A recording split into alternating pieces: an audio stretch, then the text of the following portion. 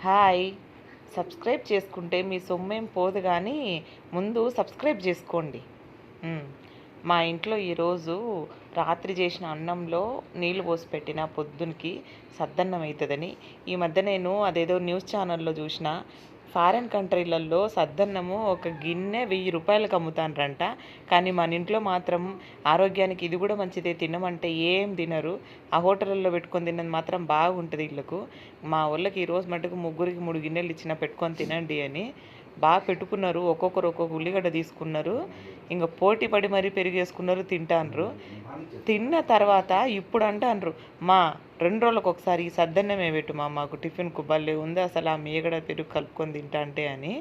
అందుకే మీరు కూడా మీ పిల్లోళ్ళకి అప్పుడప్పుడు సద్దన్నం పెట్టండి. ఇది మా రాయలసీమ స్పెషల్. ముందు లైక్ చేసి సబ్స్క్రైబ్ చేయండి.